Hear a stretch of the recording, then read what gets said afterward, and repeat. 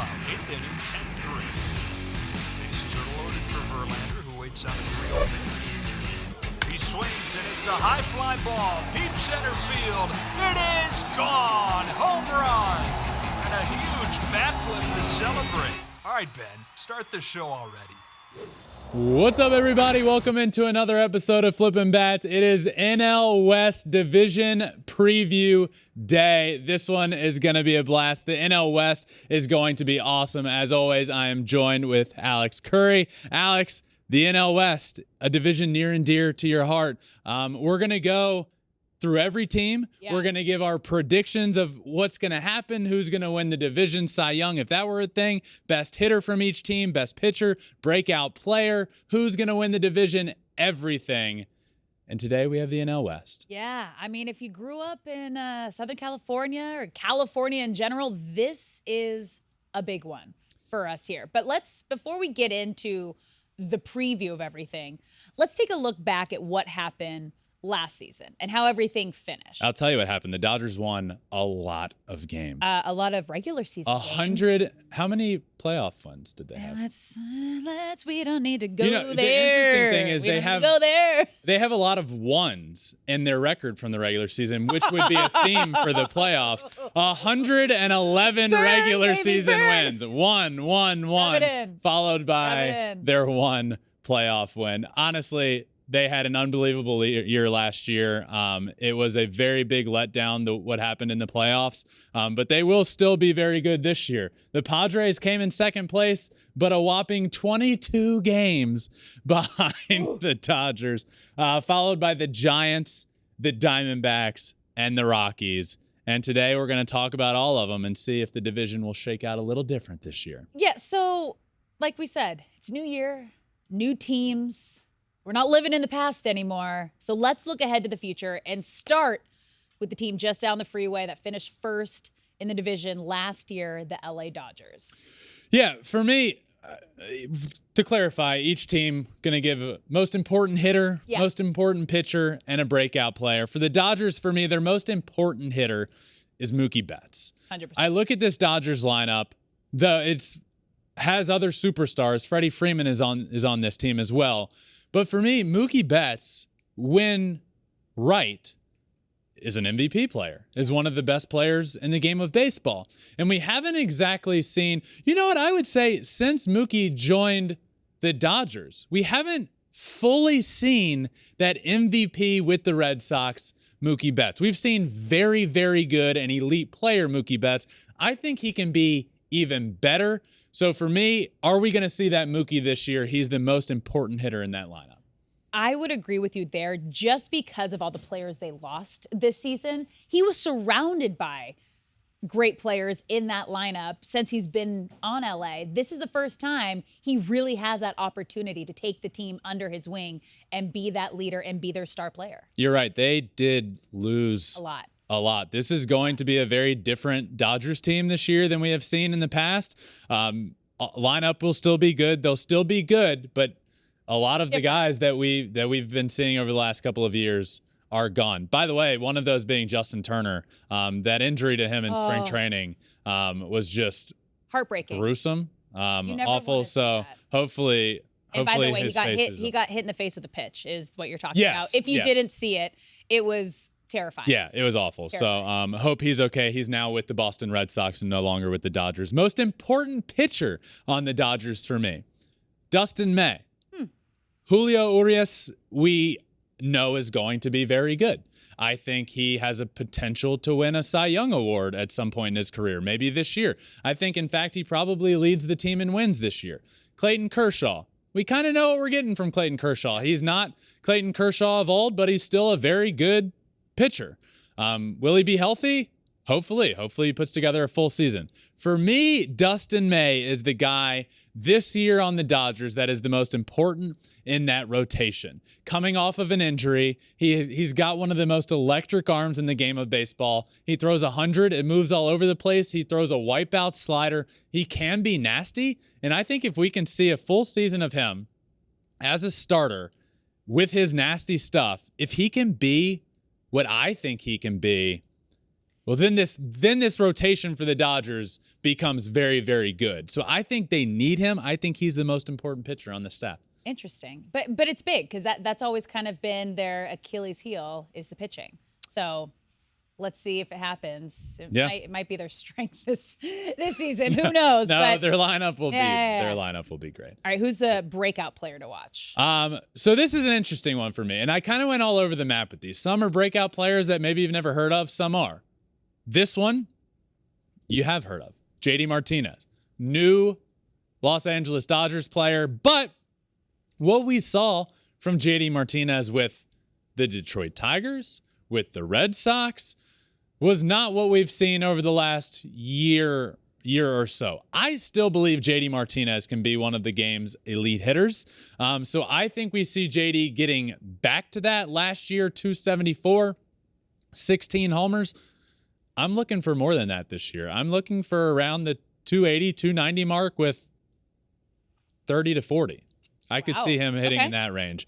And the Dodgers do need it. So obviously he's broken out before in his career. I think he breaks out again. Okay. He's back to being the JD we saw. I like that. Well, let's move down the coast to San Diego and talk some Padres.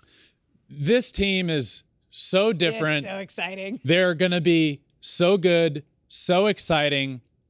The hitter to watch for me, the most important hitter on this team, is Juan Soto. Juan Soto is one of I've said this before, and I know he had a down year last year and he was still pretty dang good. I think Juan Soto could go down as one of the best hitters the game of baseball has seen. Okay. He's super young. Yeah. 20 how old is he? 23? Is that accurate? Producer Taylor, let us know. He'll tell me. He's super young. He's broken Ted Williams' record already by this age for walks by an age 24 season. He's 24. Yeah. I think Juan Soto gets back to MVP type of player, and I think he's the most. Look, Xander Bogaerts, new player on the Padres, going to hit for a high average, not going to hit you 40 homers. Manny Machado, he's been there. We know how good he can be. I think Juan Soto returning to form of what we've seen in the past is going to be super important for the Padres. You forgot one big bat when you were mentioning those. Fernando Tatis Jr., once he comes back, he could also be extremely important for this team. I agree. Hasn't seen him in a while. But I hope so. Yeah, let's hope. We'll dive into that a little bit later. Pitcher to watch on the Padres. For me, Blake Snell. This rotation to me teeters on the edge of elite and good.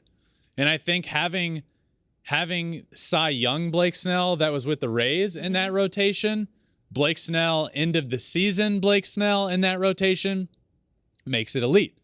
If we have Blake Snell beginning of the season, then it's a good rotation. I think Blake Snell's the make or break guy in this rotation. Yu Darvish, Joe Musgrove, consistently good. Yu Darvish randomly every once in a while has just like a blow up start and not great, but for the most part, very good. I think Blake Snell is the most important pitcher on the staff and can make or break this rotation. Breakout player to watch. I like this.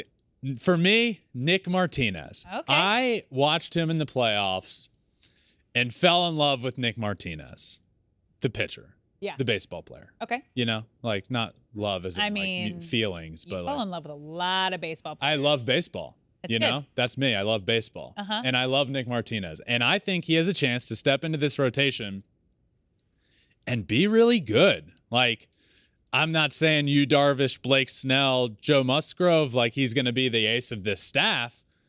But I'm saying this guy could have the potential to step up, break out, and be nasty. He throws hard. He's got great breaking stuff. His numbers last year, pretty good. 4-4, 3.47 ERA. I think he's going to be in the rotation this year. I think he's going to break out and be one of the better pitchers in the National League this year. I think this team has the ability to be one of the best teams. Well, I would hope so. They're spending for it, but this division is going to be fun. That's for sure. It's going to be fun. All right, well, let's move up the coast to San Francisco and talk about the Giants. Who is your hitter to watch? Hitter to watch on the Giants, Mike Yastrzemski. we've seen Mike Yastrzemski be really good, and then we've seen him struggle last year. This lineup needs him to be really good. I don't know if you heard, but they got Carlos Correa and then didn't get Carlos Correa because of a bad physical, which was a theme of the offseason. With the Mets. But no, not like the Giants offseason in a nutshell. They tried to vastly improve their offense by trying to get Aaron Judge and then seemingly getting Aaron Judge and then not getting him and then trying to get Carlos Correa and then seemingly getting him and then, oh, no, didn't get him.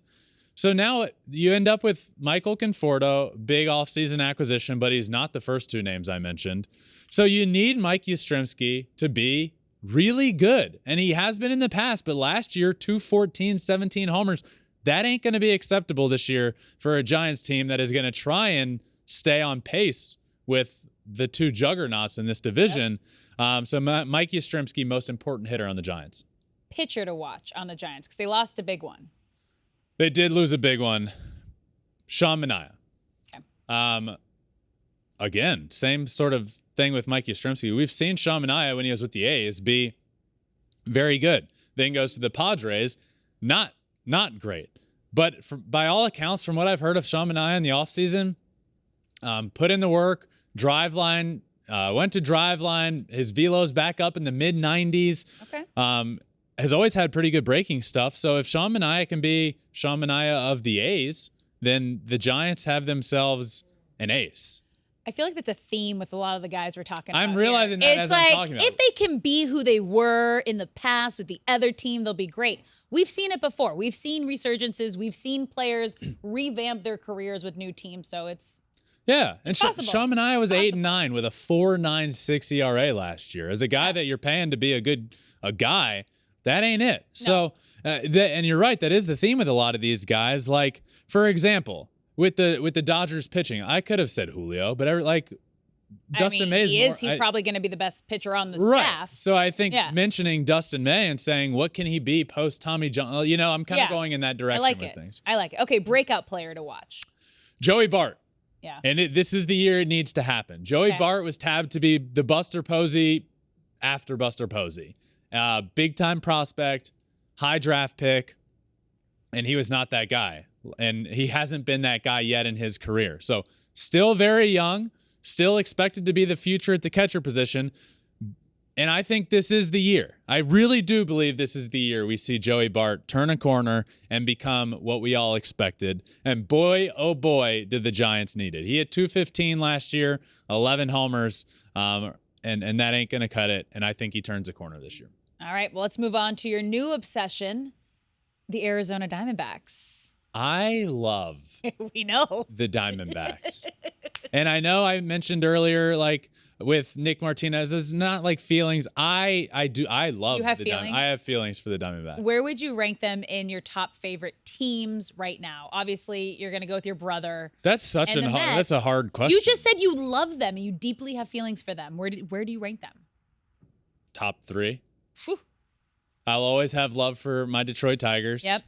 Always. Yep. I'll always want the team that my brother is playing on to do well. Yep. I'll always root for friends in the league. So obviously a lot of friends on the Astros. So I'm going to say top 5. Okay. Top 5. That's fair. They're in my top 5. I do. I love the Diamondbacks, and we'll talk a good bit about them in a little while when we do our predictions. But most important hitter on this team, Ketel Marte.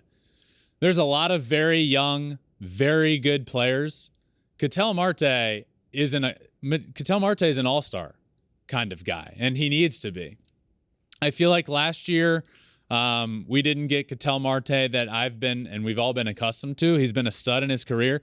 They need that hitter. I do think they can do everything pretty well. They need Ketel Marte to be the veteran star in this lineup. They need it to happen this year. Back to the numbers of old from Ketel Marte. Not last year that we saw of 240 and 12 homers for him. We need better, and he can give us better, and he's the most important hitter in that lineup. Now, pitcher, who you watching? It's got to be Zach Gallen. Yeah. He's the ace of the staff. He's an underrated ace in the game of baseball. Zach Gallen's one of the best pitchers in the game of baseball, but because he's been on a, how do I want to say this? Less than average Diamondbacks team. Not very good Diamondbacks team in his career. he hasn't gotten the recognition he deserves. Zach Allen was in contention for a Cy Young Award last year. He's very good. He's nasty, and he deserves a lot of credit. And when people ask me, I've faced a lot of players in my career, a lot of big league all-stars, a lot of major leaguers right now, a lot of really good minor leaguers. When people ask me the best pitcher I've faced in my career, the name I point to is Zach Allen. Every single time. Okay. He's disgusting. And last year's numbers in the big leagues make me feel even better about always saying that. 12-4 with a 2.54 ERA. That's great. 192 strikeouts last year. He was unbelievable, and he's the most important pitcher on this Diamondbacks team. All right, who's your breakout player to watch? Oh! Yes. I'm the driver of the bandwagon here, baby. Corbin Carroll. Learn the name, know the name. He is player comp for me, Jacoby Ellsbury. Left-handed. He's gonna be the fastest player in baseball this year. He's gonna steal a bunch of bases. He's gonna play good defense. He can hit for power. He can hit for average. This guy does it all. I am so excited about watching a full season of Corbin Carroll this year. I have been vocal on Twitter about this. I am all aboard the Corbin Carroll bandwagon. In fact, I am the driver of it. And you're either with me or you're against us, but at any point you're allowed on the bandwagon. I'm not going to say no, now or never. No. Just watch this guy, appreciate his game. He's going to be a stud. And he's still considered a rookie because he only got 100. Yes. Yeah, he only got 104 at bats last year. You have to have 130 to kind of consider your rookie season. Yeah. So this is his rookie year. This is his rookie year. And at some point, I'm not going to give any spoilers when I do rookie of the year, but he's going to be in the conversation for the full that's NL a rookie spoiler of the year. alert. I'm not going to give a spoiler, but that's a spoiler. Okay. It's a All little right. bit of a spoiler. All right, let's move on to the final team, the Rockies. Hitter to watch. Hitter to watch, most important hitter on this team, Chris Bryant. They gave him a bunch of money to be there, and last year he wasn't really playing a lot. Like the injuries he dealt with. For the Rockies need to turn around their organization, like a full turn.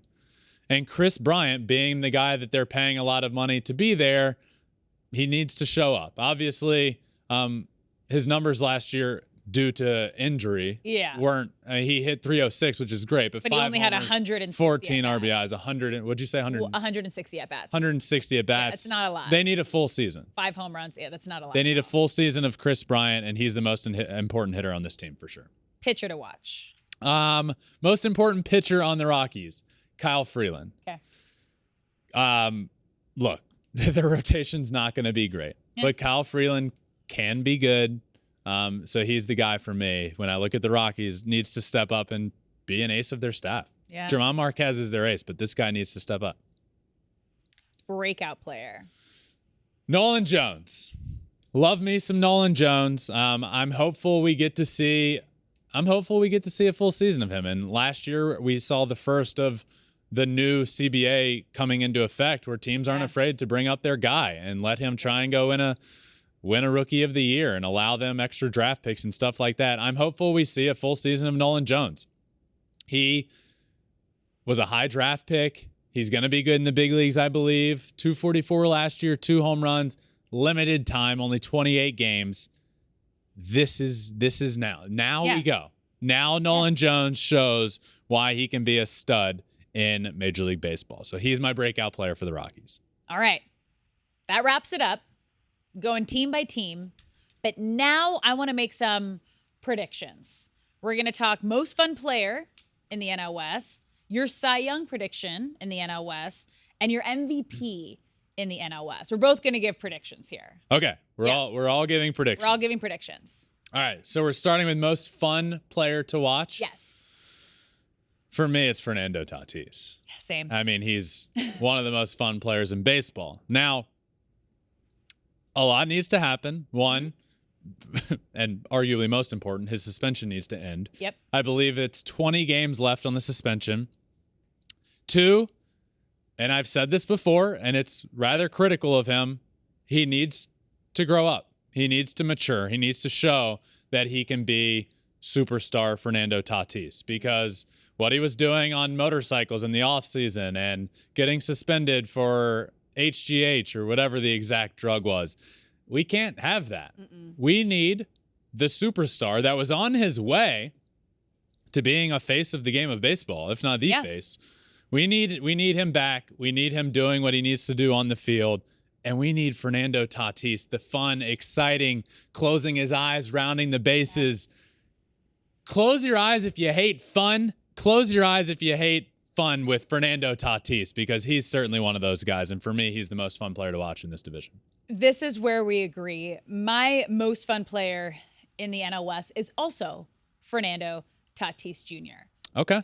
Before the injury, the motorcycle injury, and all the stuff that was happening outside of the game, Fernando was the moment. Yep. He was becoming the face of baseball. We were having conversations how he was changing the game. He was fun to watch. He was flipping his bat. He in was Dodger Stadium. He was bringing it was unbelievable. The younger generation was falling in love with him. He had everything going for him. He got the big contract, and then everything kind of went downhill. So I'm excited to see him come back. I really hope he did some maturing, deep dive in to figure out how to keep his life on track with this giant opportunity that he has given to him, that he worked his whole life to have. It's right here. He has every opportunity to make it work. I hope that he comes back and he brings that excitement, but with maturity. Well said. All right. I agree completely. Yeah. Moving on to your Cy Young prediction of the NL West. Who you got? This is tough. I went back and forth with a few different names, to be completely honest. Zach Gallen being one of those names that I went back and forth with, that I talked a lot about earlier. I went with Logan Webb. Interesting. Logan Webb is nasty. And again, probably one of the more underrated pitchers in baseball.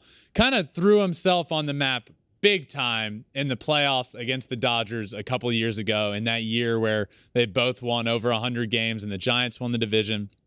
Logan Webb is the ace of this staff, and he's nasty. Hard sinker, great slider. I look for Logan Webb to be the Cy Young. If there were a Cy Young for the divisions, each division, I look for Logan Webb to be the best pitcher in the NL West this year. Okay. My Cy Young in the NL West is Julio Urias of the Dodgers. Fair. That was the other name. Okay. It's his time to shine. He's been behind Clayton Kershaw for a bit now. And Kershaw's still a great player, but we know where he's at in his career, and he's dealing with injuries. It is Julio's turn to take control of this pitching staff. And he's coming off a 17-win season. That was an incredible second half of the season. He went 9-1 with a 1.26 ERA. He has everything going for him. This team needs him to be the ace of this staff. And I feel like this is his year. Can I tell you why I didn't go with him? Why? And it's not because I don't love Julio. I think he's disgusting, and I think he's great. In a good way. Yeah. If you take a deep dive into his analytics from last year, it shows that he's due for quite the regression. The advanced analytics said... Due for a regression? Yeah. Regression from 1.7, whatever. But compared to the other pitchers that he was on par with numbers-wise, his advanced analytics in terms of hard hit percentage and, luck and all that sort of stuff, that's the only reason I shied away from it. Do I think he can be in the Cy Young conversation? Yes. Yeah. But I got scared away a little bit. I hope. You be scared. I'm not. Okay. Yeah. Great. Okay. Let's move on to your MVP of the NL West. Who you got? Juan Soto. All right. Juan Soto for me. I think we see the full Juan Soto this year. Obviously, batting average wasn't there last year, but the guy gets on base more than anybody. He's going to hit for power. In spring training, he hit 800. He's been unbelievable. I think we see the Juan Soto that we were expecting to see last year, and just another step forward. I truly believe, and I said this before last year, Juan Soto is the best hitter in the game of baseball. Now, I don't know if I can say that right now. I think you probably have to say Aaron Judge. I don't think there's any way you can't say Aaron Judge is the best hitter in the game of baseball right now. But before last year, I would have said Juan Soto, and I think he gets back onto that track. I think we see an unbelievable year from him, and in that lineup that we can't talk about all the players because of it. He's gonna be the perfect fit in that lineup. I think he's the MVP of the NL West and possible MVP of the National League. Very interesting. So my MVP is on the same team, but it's not Juan Soto. It is Fernando Tatis Jr. I am coming in with such high hopes for this young man this year. He was in the MVP conversation before the injury and before everything that went down. I believe he is going to have a huge bounce back season and prove why he was in that conversation before and why he got the contract that he got. So I'm putting all my chips there on Fernando Tatis Jr. Please do well this year, please. I have some thoughts. Please. Give me those thoughts. You think Give me those thoughts. when missing the first 20 games of the season that he's going to put up the numbers to be better than the guys that are playing a full season? He could. He could. I think he could be In a 162 game season. 20 games isn't that much. Especially if you come back like with vengeance and you're amazing. Well, anything's possible. That's already putting him at 142. A guy that does have injury concerns, a guy that's going to be playing a new position in the outfield. I love Fernando Tatis. Yep. I said he's the most fun player to watch, and I think he wins an MVP at a certain point in his career. I just wouldn't bet on it being this year, but I wouldn't hate it. Like I'm just, Now you stay over there, I'll stay over here. Bold take. Yeah. Bold take. Thank you. That's what we do here. All right, let's finish up. Those are our predictions for players and stuff. Final standings. Yeah. All right. Okay. I am going to give my final standings of the division and the record that comes along with it. Yeah. Oh, snap. I did record too. If you're listening, it's on the board right now, so you're in for a treat. Go. I think the Padres win the division. Yeah.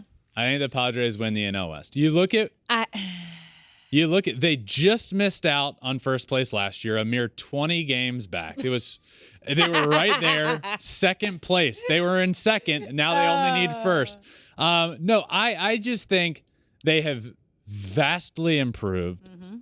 And I don't think the Dodgers improved at all. In fact, I think they've gotten a little bit worse. And then they needed young guys to step up and have career years in a first-year role owning a position. And unfortunately, what happened to Gavin Lux is a backbreaker. Oh, yeah. And it for lack of a better term, it sucks. It sucks seeing that. It was a gruesome injury. He's going to miss this season. It was going to be his position to lose. I'm a big Gavin Lux fan. I love what he brings to the table, and I think this was his year to break out. And they needed it to be because their team and their offense isn't quite as good. Now that you don't have him for the entire year, your offense is really struggling. Then you're really missing out on some depth. Now Mookie has to move to second base a good bit. Now that opens another hole. So they do have some issues. They are going to be great. Don't get me wrong. I just think with the Padres' improvements, they can win the division. I have them being 98-65, winning the NL West. It's hard for me to admit this, but I agree. I think the Padres will finish first because of their revamped roster and because of everyone that the Dodgers lost on their roster. Yeah. So gut punch, but yeah, I'm with you here. You also just feel like over a 162-game season, like health plays a big factor and so does depth. Mm-hmm. And like it's going to happen throughout a season. Every team's going to lose somebody. The Dodgers are going to lose somebody throughout the year, and they can't really afford, like, imagine. They can't. They got to pick someone up. I don't even want to put this out into the world. Don't do it. But, like, just imagine a guy in their pitching rotation just goes don't down. Do it. It's like there's not a lot of depth, and that's my worry there. I still think the Dodgers are really good. I have them coming in second place, being 3 games back, and being 94-68. So down to the wire. It's going to be down to the wire for 1 and 2 with Padres and Dodgers. And then you got, of course. The Dodgers are going to be great. They've been one of the best regular season teams the last 10 years. Regular season. I said regular season on purpose. But you're right. Over the last 10 years, I mean, it's insane. Yeah, it's unbelievable. Okay. Yeah. Number 3. Your faves. My team, love of my life, the Arizona Diamondbacks. I have them going 500. Yeah. Which is going to be fair. a huge improvement. 81 and 81 coming in 3rd place. I believe they show huge improvement. Corbin Carroll, obviously big fan of him. Jake McCarthy. I think you look around this team, the future is now. And they show huge improvement from last year. I think they finished 500, which honestly, with the added playoff team in each league, being 500 puts you in contention until the end of the year. You're right there. So maybe they have a chance to squeak in. Maybe not. No, never mind. I mean, but you have Not in the San National League. Francisco in the same position. 81 and 81 as well. Yeah. But Okay. 4th place, they're going to tie, but I have the They're going to beat them. I like the Diamondbacks. I know you do. I like The world knows you do. You got a crush. San Francisco Giants, 81 and 81 as well. Yeah, I think Logan Webb puts together a good year. I don't think they have the offense to compete with the other teams in this division. And that's pretty much all I got on the Giants, 81 and 81. And then last place in the division, the Rockies. Yeah, poopy. Oh, That's the Rockies. yeah, not good. Not good. Not good. 67 and 95, last place.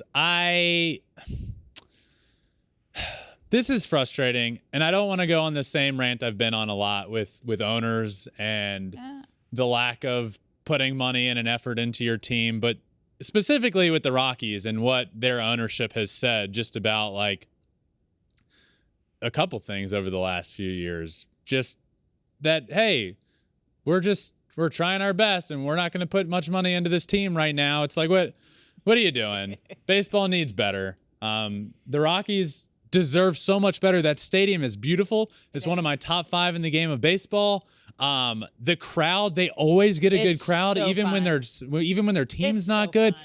I want the Rockies back to being good. Yeah. And it's not going to be this year. So I No. have them rounding it out in 5th and final place in the NL West. I like it. Is that our NL I don't West? like it because obviously I want the Dodgers to finish first, but I agree that San Diego has a better roster and The Dodgers, lineup the Dodgers season. will be they're going to be good. in the playoffs. They always figure it out. They'll be fine. They always figure it out. Well, Go LA they in the regular season. they figure it out in the regular in the season. regular season. Yes. Yeah, that's our NL West prediction. I do think that playoff series that I've jokingly given you a lot of crap about, where the Dodgers won one game, is big. Yep. The Dodgers have owned the Padres over the last long time. For the Padres to be able to get over that hump in the playoffs and take down the juggernaut Dodgers in the playoffs. The big brother. I don't like that term. The father. Yeah. The Padres, Padres? The Padre Padre. was the Dodgers, and they took them down in the playoffs. They got it done. They got over the hump, and I think that's going to be big for them in this year. They're not going to go into this regular season scared of the Dodgers by any means. They wouldn't have if they had the same roster, but now they got better, and the Dodgers got a little bit worse. I think their confidence is at an all-time high, and I think the Padres end up taking the NL West. I also think we have they talked about it before, but I think it's fair to say now there's a little rivalry here now. Oh yeah, It's here. Great. Especially after the way the It's playoffs ended. I know the Padres used to think it, and Dodgers were like, this isn't a rivalry. Oh no, it's officially a rivalry. They knocked you out bad. Yeah, it's a Bad. rivalry. Let's just hope those guys that sung about the goose, that group of Padre fans doesn't God, that went make an viral. appearance this year. NL West division preview complete. We are marching closer and closer and closer to the regular season. I'm so pumped. I live and breathe baseball. You know that. Baseball is back, I live baby. and breathe baseball, and baseball is back. Division previews. NL West is done. Season right around the corner. Thank you all for listening. Make sure you like, subscribe anywhere you listen to podcasts, Apple, Spotify, wherever. We're also on all social media, Twitter, Instagram, Facebook, TikTok, and you can watch every episode as well on YouTube at Flippin' Bats Pod for all of them. Thank you all for listening to this NL West Division preview episode of Flippin' Bats. And until next time, we will see you later.